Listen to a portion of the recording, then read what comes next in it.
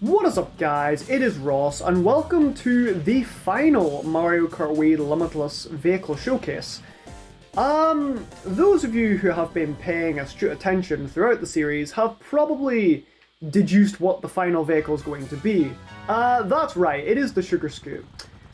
And the SUGARSCOOT is another one of those vehicles that is famed for having a really high mini turbo stat, as you will see here. Very long mini turbo, lasting just over 2 seconds, but obviously it's very slow, which balances that out. However, SUGARSCOOT is probably one of the most unique vehicles in Mario Kart Wii Limitless because the way in which it accomplishes this style of driving is very different compared to the other vehicles that it shares an archetype with. The Quacker and the Shooting Star, and Day Tripper and the Cheap Charger, what they do is they charge one really long mini turbo boost, and that's usually enough to do them, but the SUGARSCOOT's mini turbos are considerably shorter. So, for the SUGARSCOOT, it becomes all about chaining mini turbos together, which is what you're seeing right now. The trick to the SUGARSCOOT is you chain your mini turbos together, and then I didn't get a chance there because the thwomps slammed on me at the most inopportune moment, but what you want to do is you want to chain your boosts together and then wheelie to capitalize on the 1.3 times speed bonus that a mini turbo wheelie provides. This vehicle was actually inspired very heavily by arcade racers, so like ones that have like in-depth boosting mechanics for players to take full advantage of. That was very much the aim of the game with SUGARSCOOT. How SUGARSCOOT can achieve its constant drifts, it can do it in one of three ways. There's double hopping, which is the method that I did, that I've been trying to showcase throughout the lap. There's delay drifting, a mechanic that SUGARSCOOT heavily benefits from due to its wide drift arc and terrible drift stat. It can swing out, and because it's keeping its momentum on the straight, it can like use its handling to correct and then activate a wheelie. I don't know, it's very awkward to explain it and then try and do it, but I hope you get the picture. So yeah, there's double hopping, there's like hopping one way to then go the other way. There's delay drifting, which is basically quicker because it invalidates the need to do that extra hop. And there's the hidden... God damn it, I'm getting touched. There's the hidden third tech, which is a tech that's rarely used in Mario Kart Wii, but in Limitless, SUGARSCOOT likes to do it a lot.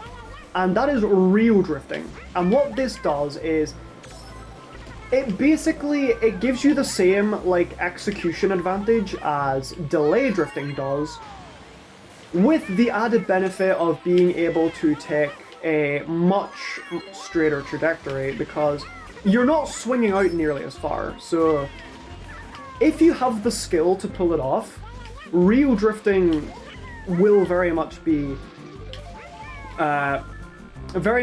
one of your greatest options when you're...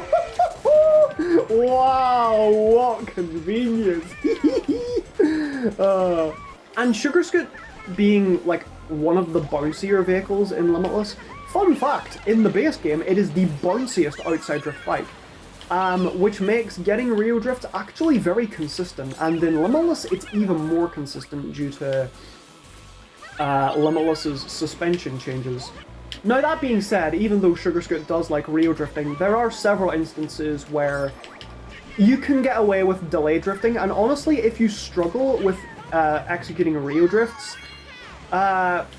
there's nothing wrong with doing delay drifting. Way easier and more consistent to perform, and it's even faster in various instances where you need to sort of swan neck your way around a turn. Like, those are instances where delay drifts would very much be appreciated. So Ross, I hear you probably asking beyond the screen, the laptop or phone screen, depending on what device you're watching this from, even your TV screen. How does this all boil together? Like, how do these intrinsic mechanics, how do they boil together? Like, what does the SugarScoot have that makes all of this work? Well, the SugarScoot has pretty long MT. Its mini turbos are pretty long, but they're not as long as the other turbo-based vehicles, in order to encourage players to constantly keep its boosts alive. And its speed is higher, but not that much higher, so you really do need to work to keep up those mini turbos. Basically, it encourages the SugarScoot's arcade racer inspired identity of keeping your boost alive at all times. To do that, however, SugarScoot has a very low drift stat. The lowest drift stat in the game, actually. It might not be the lowest drift in practice. I think Classic Dragster technically has lower drift, but that's mainly because of how karts work. And it has a really high handling stat to combat that, so if you're on a straight, you can correct your alignment really easily with this thing. You have to do a lot of work to chain, but it's actually, like, pretty straightforward once you get the hang of it. Like, it's designed around it, if that makes sense. And the fact that SugarScoot has such a wide drift angle and such a stiff drift stat means you can do stuff like this to keep its mini turbo alive in instances where it would otherwise suffer from a lack of airtime. You have so many options with this vehicle. Like, it's a very flexible and versatile pick. For a bike, this style of play is very unorthodox, but it has been designed in such a way to make that process more forgiving than it seems. And indeed, over the years, there have been many people who have picked this vehicle up and have enjoyed it. Like, in mid-season questionnaires, people have praised the way it handles because a lot of outside drifting bikes, they have a lot of like lingering momentum whenever they exit a drift. SugarScoot is not one of those bikes. Like, it is very snappy and it is very responsive. I can't click my fingers, but maybe I'll let it a finger clicking sound. Probably not, it'll be funnier that way. It feels very snappy and very responsive, and that combined with its high handling stat has, I don't know, people have praised that. Like, they cite the vehicle as feeling very responsive to control, which is nice. I feel like it offsets the difficulty of the vehicle tremendously. Basically, the very idea of the SugarScoot was that it's a vehicle that's supposed to combine the wheelies of bikes with, like, the constant mini turbo execution of karts. If you have a long enough straight, as you've probably seen, you've probably come to the conclusion that SugarScoot's style of chaining mini turbos together is very reminiscent of, like, snaking for karts.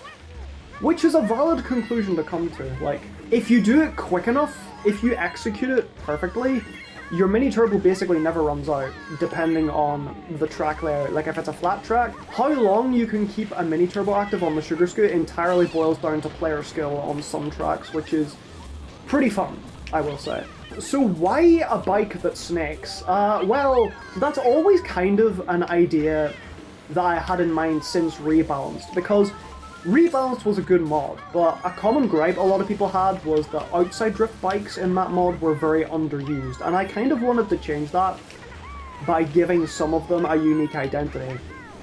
And giving one the parameters that would encourage snaking was on my mind for the longest time, and a lot of people in the community didn't like how similar Shooting Star and Quacker were because both were inside drift at the time. And a lot of people wanted Shooting Star to become a regular outside drifting bike, but obviously keep its high mini turbo niche because it was very well liked. And at that point I begun using the SugarScoot as like a lab guinea pig, as it were. It took a lot of experimentation to get there. Initially, its drift was even lower and its handling stat wasn't high enough to compensate for that, which led to a lot of players thinking it felt very clunky.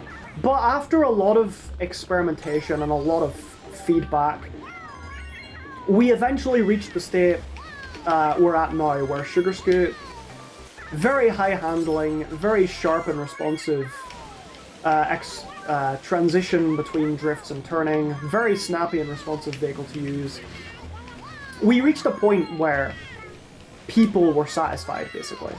Truth be told, SUGARSCOOT is actually probably maybe one of the only completely original vehicle concepts to Limitless, because obviously a lot of our vehicles are lifted from the good ideas that Ark had. A lot of the other vehicles are just reminiscent of their vanilla selves, and the few that don't fall into either of those umbrellas do have a basis on something in particular. Like, obviously the Blue Falcon is F-Zero, the standard carts are references to how they drive in earlier Mario Kart titles. No, the SUGARSCOOT was just based on a random silly idea I cooked up. Yeah, so that's pretty much how the SUGARSCOOT came to be. I found this out just while reading the Discord server one time, but the very beloved SUGARSCOOT from Grillin's Whack Track Pack, as it turns out, Geo actually took the idea of Limitless SUGARSCOOT, which is a bike that wants to snake, and took his own spin on the idea, which the fact that one of our vehicles in Limitless was the direct inspiration of other vehicles and other balancing mods, I don't know, there's just something quite cozy and heartwarming about that. Anyways, guys, that has been a very long road, but I'm so glad that the feedback of the Mario Kart Wii Limitless vehicle showcases has been consistently high. Like, people have really enjoyed these. I've really enjoyed making them, and I do want to make more Limitless content like this, you know? Get the mod out there. This mod has always been a major passion project of mine and the other people that work on it. Rebalanced was a phenomenal idea, and we simply wanted to keep that train going because, God, making a balancing mod for these types of old unbalanced games, the idea is just so good. Thank you so much for watching all of these. If you haven't watched any of the previous ones, go back and watch them. And until next time, that is Ross, signing out. Catch you later. Goodbye.